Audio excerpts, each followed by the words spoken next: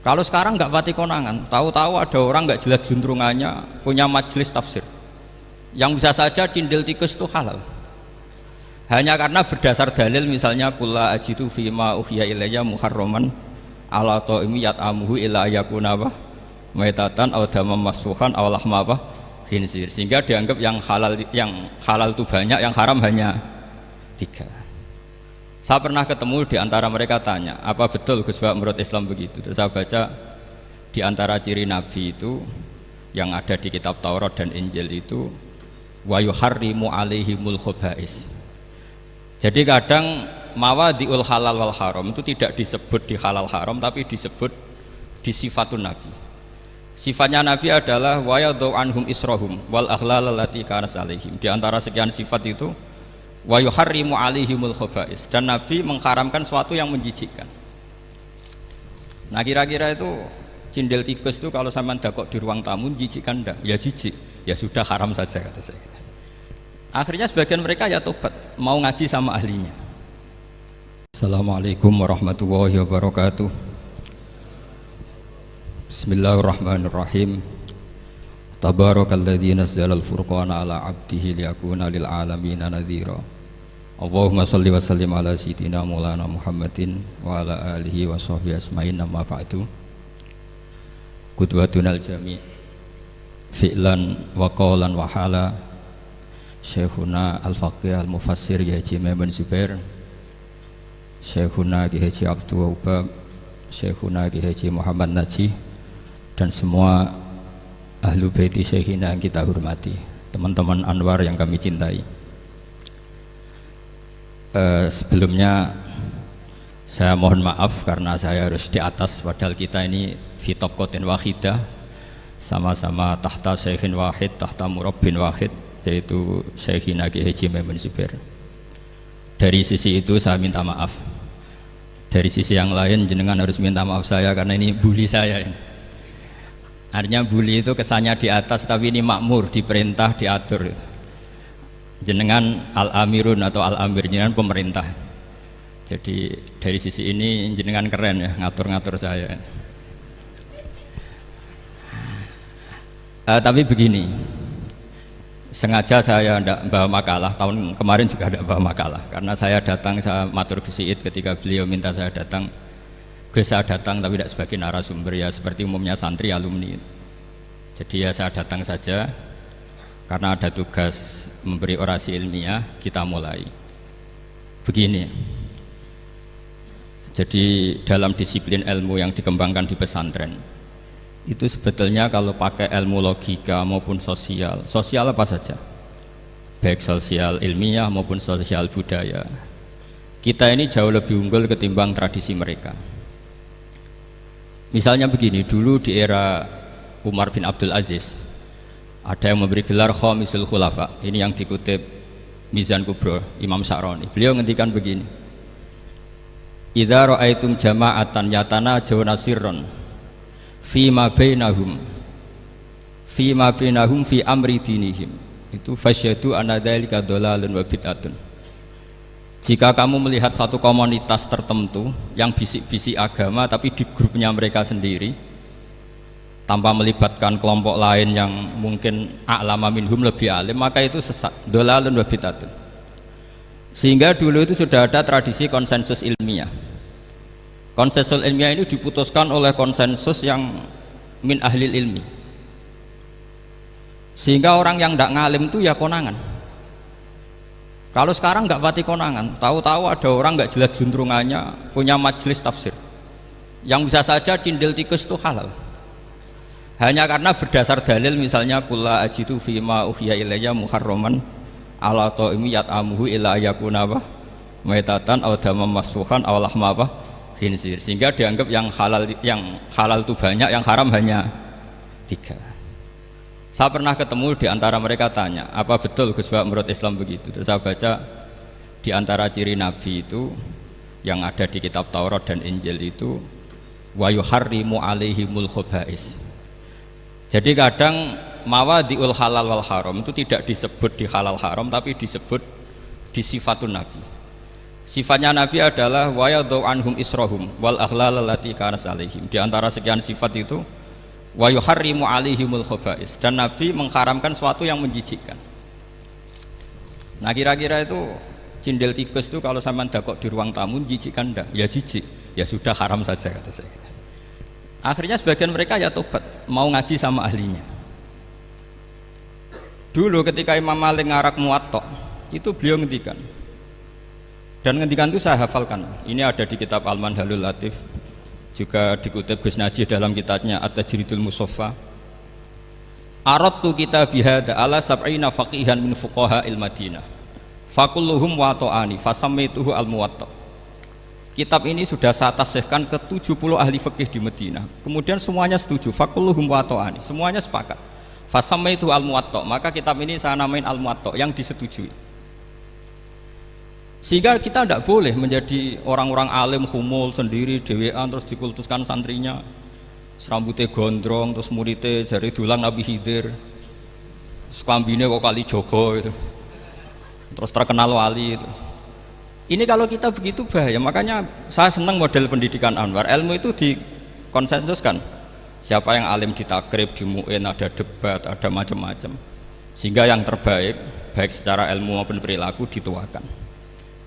Ini penting, kalau ilmu tidak dikontrol itu repot.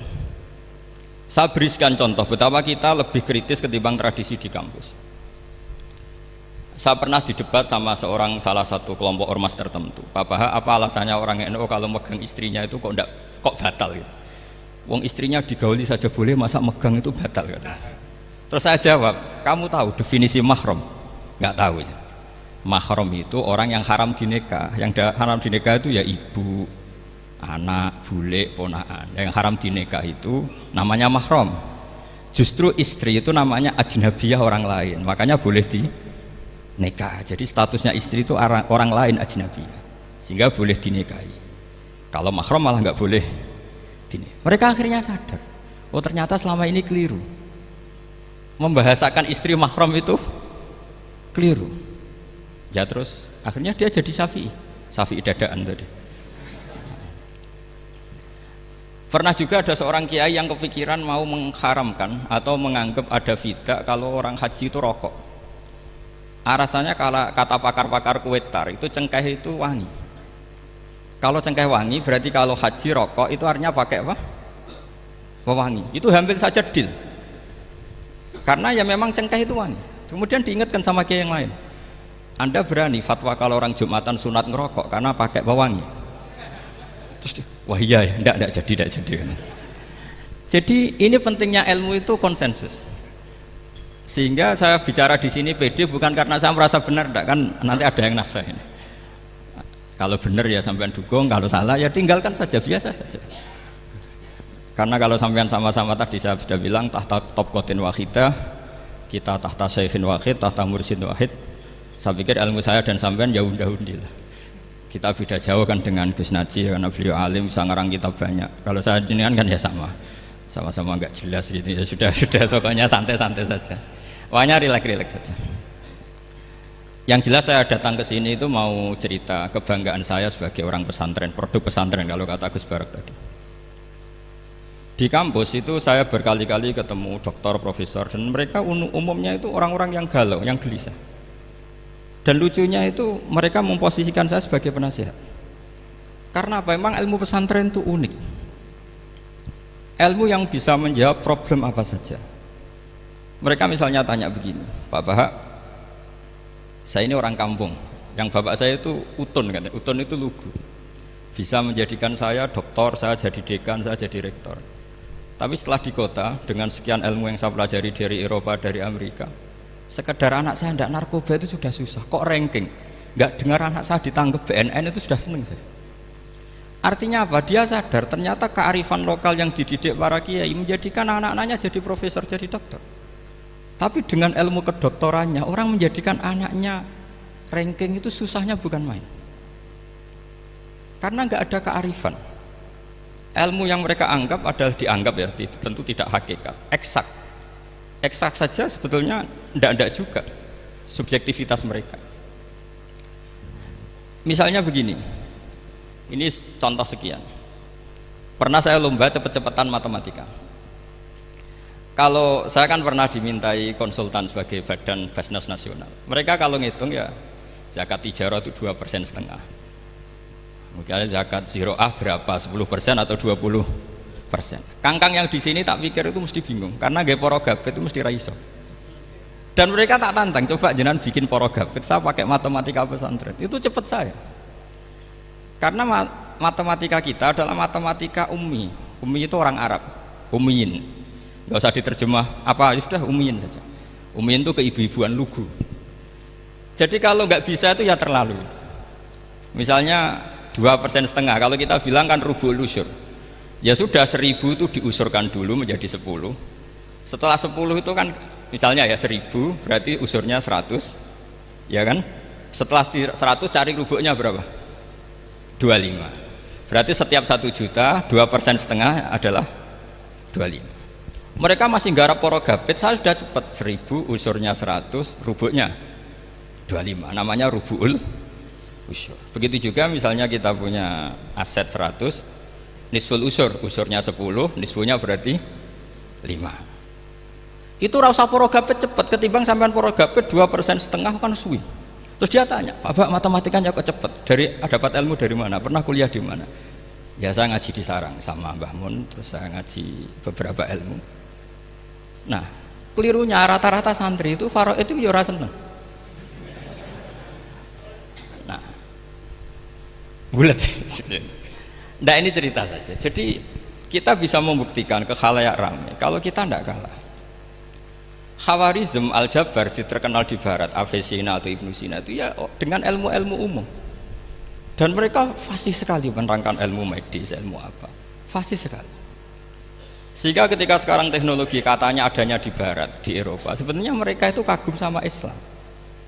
Karena mereka ngakui bahwa di antara ilmu itu dari Islam, zaman Khawarizm, zaman Al-Jabar, zaman Avicenna, zaman Ibnu Rus dan sebagainya. Saya beri sekian contoh dan ini saya bilang tanyakan ke orang kafir yang paling inat, paling lajab di dunia. Tanyakan ayat ini, pasti artinya seperti ini. Yaitu ketika ada fenomena likuifaksi, tentu kalau di Jogja kan ada grup ilmiah. Mereka tanya saya, Pak Bahak, apa ada teori manusia itu ditenggelamkan di bumi? Yang teori, bukan kasus, bukan peristiwa sejarah. Kalau peristiwa sejarah kan ada korun. Saya ditanya gitu terus saya jawab, aamin tuman fis sama ayakhsifa bikumul ardo fa idza hiya tamur. Apa kamu merasa aman di dunia sementara pengendali langit, man fis sama itu pengendali langit. Ya siapa saja, bisa malaikat atau bisa Allah, man sing kudratu fis sama, itu ahli tafsir beda pendapat. Yang enggak beda yang enggak pernah nafsiri gitu. Jadi yang enggak beda karena enggak pernah nafsiri. Ayyak sifabikumul ardo, bahwa bumi ini bisa ditenggelamkan. Faidah ya tamur, ya memang bumi itu bisa meleleh. Terus saya memberi sekian argumentasi. Kalau kamu katakan justifikasi ilmiah karena kadung Islam dan kadung pegangan Quran, mungkin Anda akan bilang saya ini justifikasi, nyari pembenaran secara syariah. Tanyakan ke ahli lughat yang non muslim, maknanya ayat itu tetap seperti itu. Begitu juga misalnya ayat wal ardi dzatis sodr, dan bumi yang berkarakter bisa retak. Sodkon itu retak. Dulu kita hanya punya contoh, misalnya biji-bijian jagung yang lembek, yang lemah, dan bumi yang keras, atau ketela atau bengkoang itu. Ternyata dengan segala kelemahan ini, biji-bijian ini bisa merekah, dan buminya yang ngalah memberi ruang. Dulu ulama hanya nyontohkan tadi. Misalnya kalkhinto apa saja yang bisa bumi mengalah dengan proses tumbuhnya tanaman. Tapi itu kan qaulul mufassir. Kenangan saya ngaji Yai, makanya saya bangga sekali sebagai murid beliau. Saya memberi gelar beliau al-faqih al-mufassir. Faqih betul karena beliau putra Mbah Zubair yang ma'ruf bil fiqhi. Dan al-mufassir beliau itu murid Said Alawi yang ngarang takriran Faidul Khabir itu dengan Habib Muhsin Al-Musawa itu. Ini penting, sanad kita ini penting, dan kita insya Allah sebagai murid tidak akan merusak sanad itu. Dan yang merusak sanad itu gurunya alim, baik guru alim terus kita bodoh itu merusak sanad itu. Saya masih ingat didawi Mbah Mun, wong jagoan merusak sanad. Ibnu Hajar Al Asqalani ngalim-ngalimi wong di murid Zakaria Al-Ansari. Beliau di murid Ibnu Hajar terus di murid Fathul Mu'in. Jadi kiai nak di murid ngalim itu yo isin hak katanya.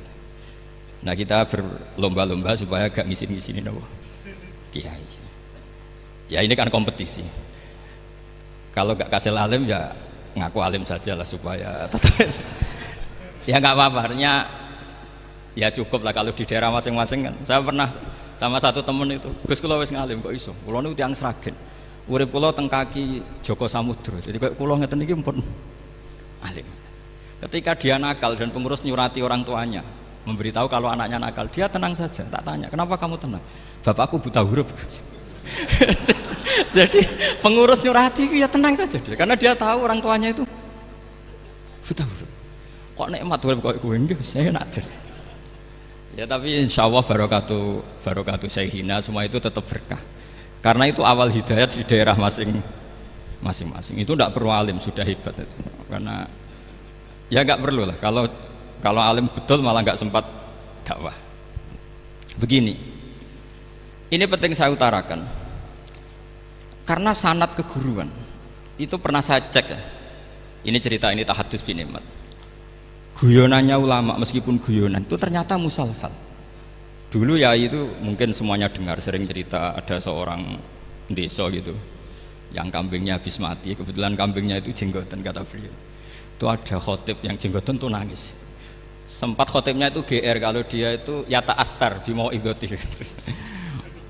Ya ta'assar sampai apa? Nangis sih. Ternyata enggak. Dia ingat khotib itu ingat kambingnya yang mati. Itu cerita Yayu dulu dan diulang-ulang. Ternyata saya baca, kalau sama nggak percaya baca di Al-Fawaid Asy-Syatiriyah atau Al-Fawaid Al-Haramiyah. Itu karangannya Habib Salim Asy-Syatiri. Beliau dekat sekali dengan Gus Najib, pernah nginep di beliau. Itu di karangan beliau sampean cek nanti di qauluhu ta'ala lau adzibannahu adzaban syadidan aw la asfahannahu aw la ya'tiyanni bi sultanim. Itu kata beliau begini. Adzaban sadidan itu orang dihidupkan atau didomisilikan di daerah yang enggak sejenis. Itu tersiksa sekali. Terus di situ beliau cerita, dulu itu ada orang alim alamah hamilul Quran itu di penjara. Karena ketemu orang sejenis santri-santri yang kebetulan itu ada kios politik itu atau gerakan politik. Itu di penjara itu asik saja. Bahkan banyak alumni penjara itu udah hafal Quran. Yang sebelum hafal ada yang bebas, nggak mau bebas karena ingin meneruskan hafalan dengan saking keramatnya tadi orang alim yang hafal Quran. Nanti kalau nggak percaya nanti dicek. Kitab itu sekarang gampang didapatkan. Al-Fawaid apa? Asy-Syatiriyah atau Al-Fawaid Al-Haramiyah itu namanya itu. Itu ternyata terus penguasa ini ngerti, ini di penjara kok happy-happy saja malah mulang Quran. Di penjara mek wong bedui sing ra roh wong alim ya ora roh kitab.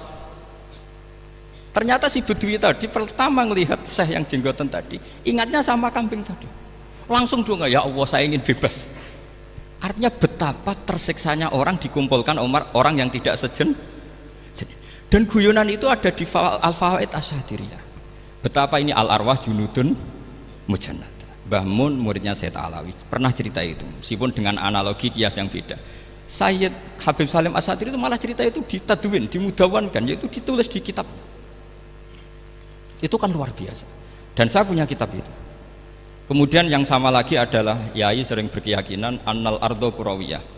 Meskipun sampean mungkin lihat di video-video nak bumi itu flat, itu orang nggak mau mikir mungkin ya. Annal ardo kurawiyah. Saya percaya beliau karena beliau orang alim dan saya percaya teori falak.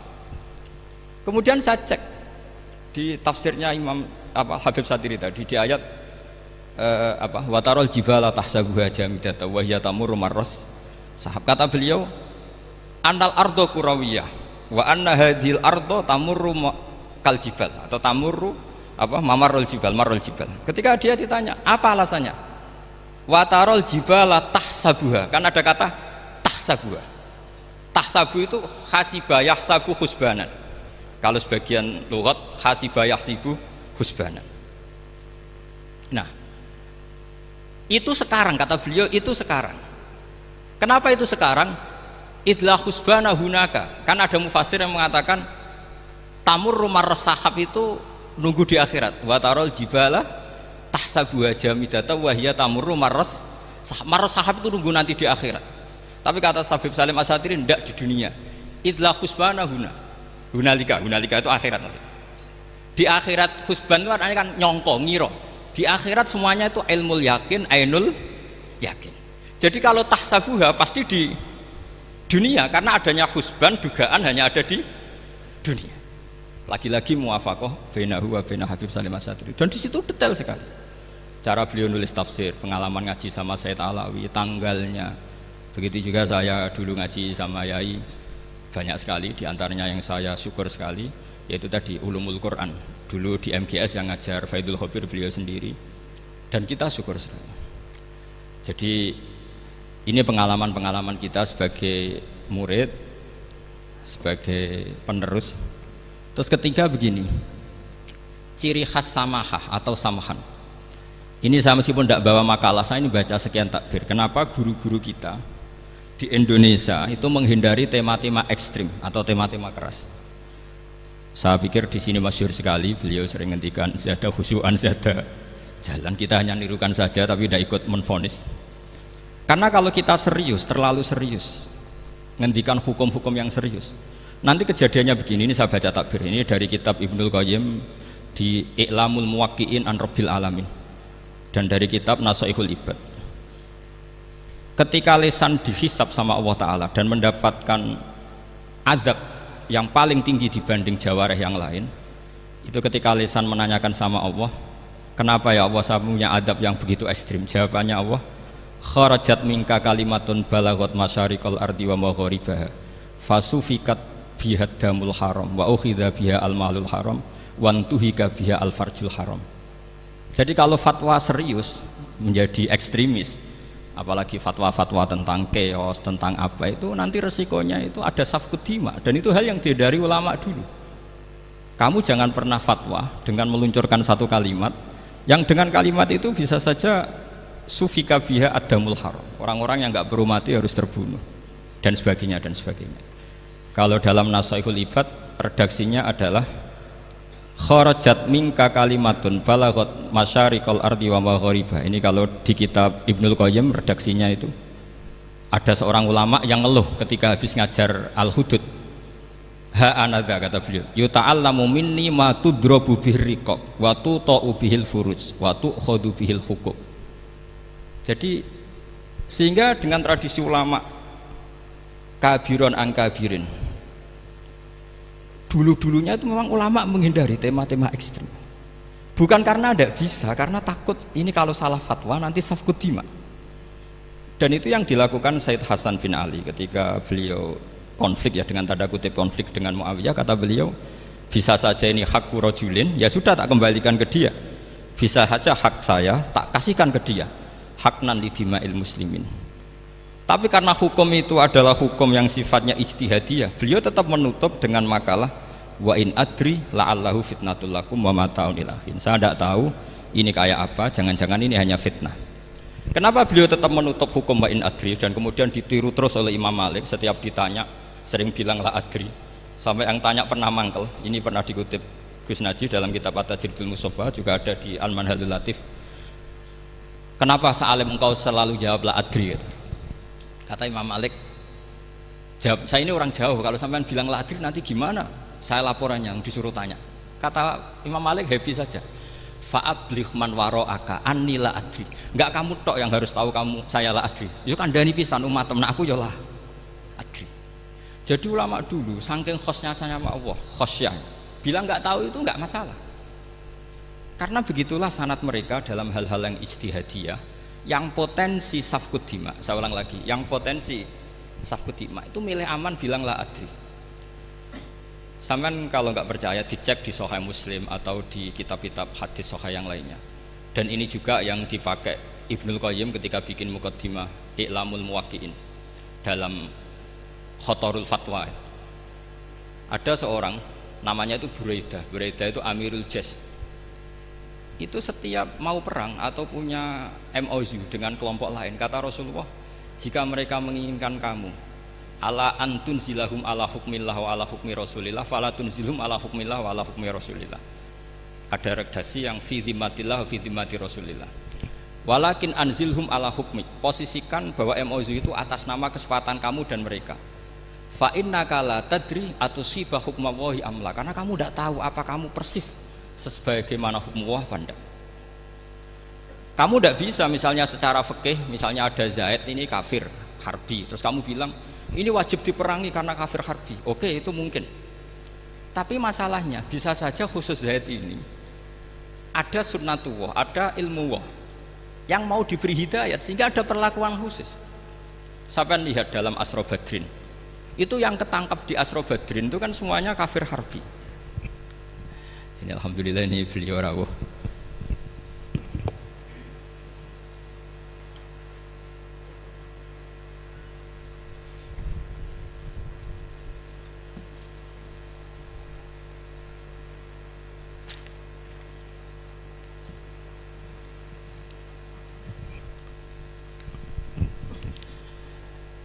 Kalau terus akan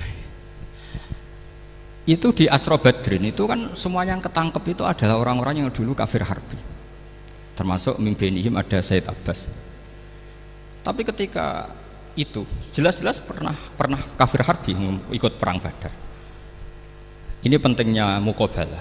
Apa Abu Bakar usul dimaafkan, Umar usul darbur riqab.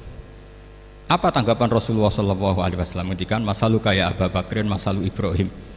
Qala faman tabi'ani fa innahu minni wa man asani fa innaka ghafurur rahim. Wa masalu kaya Umar masalu Nuh. Qala rabbil la tadzar alal ardi minal kafirina napa dayar. Dan apa yang dilakukan Rasulullah? Beliau memilih pendapatnya Abu Bakar. Dan apa yang terjadi? Said Abbas dan beberapa sahabat menjadi Islam. Wa hasuna islamuhu. Artinya gini, jadi betapa dalam menganalisis satu hukum sosial, karena ini manusia, saya ulang lagi, karena ini manusia itu susah sekali. Makanya dalam banyak hal sikap-sikap Rasulullah itu dipandu oleh Allah. Tentu ada ayat laisa laka minal amri syai'un aw yatuba alaihim aw yu'adzibahum. Makanya saya mohon sekali ini para santri, khususnya santri alumni Almar, mohon belajar itu tafsir Munir itu detail. Karena di tafsir Munir itu misalnya ada ayat tertentu yang mengkritik orang kafir tertentu, fitil kalwaqiah gitu. Di situ ada kejelasan fa aslamu wa hasuna islamuhum. Misalnya wasfir nafsaka ma'al ladzina tuna rabbahum bil ghadat, seterusnya terus wala ta'du'anaka anhum turidu zinatal hayatid dunya. Terus beliau menerangkan orang-orang ini yang dulu angkuh enggak mau ta'alum sama Nabi karena nggak mau jejer sama du'afaul muhajirin dan du'afaul ansor, itu akhirnya Islam dan wahasuna Islam. Saya kira demikian. Nanti monggo bareng-bareng istifadah dari Syekhina Najih. Dan saya syukur sekali karena mendapatkan naskah At-Tajridul Mushaffa. Saya sinau bughot itu banyak di kitab-kitab fikih, tapi saya mengenang dari yang dikutip beliau tentang Imam Malik, tentang buhot in kharaju ala misli Umar bin Abdul Aziz. Terus ketika siapa itu Ibnu Qasim tanya fa illam yakun mislah, kata Imam Malik ya da'hum gitu. Da'hum yantaqimu wa min dzalimin bi dzalimin, summa yantaqimu min kilaihima. Jadi sikap-sikap dari Syekhina, dari para ulama-ulama kita yang sabar ngadepi umarok yang macam-macam, itu adalah sikap dari guru-guru kita, musalsal ila Rasulillah sallallahu alaihi wasallam. Ini penting saya utarakan karena jangan sampai kritis kita sampai menjadikan bangsa ini keos. Kalau keos nanti safkut dima, tentu itu yang enggak diinginkan Sayyid Hasan bin Ali, dan beliau dapat gelar dari Rasulullah, inna ibni hadza la sayyidun wa la Allah yuslihu bi baina fi'atin azimatin. Saya kira demikian, dan bareng-bareng monggo istifadah dari Syekhina Najih. Pemirsa yang dirahmati Allah, demikianlah kajian Gus Baha kali ini. Mudah-mudahan apa yang kita pelajari hari ini bisa menambah iman, menenangkan hati, dan membuat kita semakin yakin bahwa Al-Quran adalah petunjuk terbaik dari Allah Subhanahu wa Ta'ala. Semoga Allah menjadikan kita termasuk orang-orang yang dekat dengan Al-Quran, memahami maknanya, dan diberi kekuatan untuk mengamalkannya dalam kehidupan sehari-hari. Wallahu a'lam bishawab. Wassalamualaikum warahmatullahi wabarakatuh.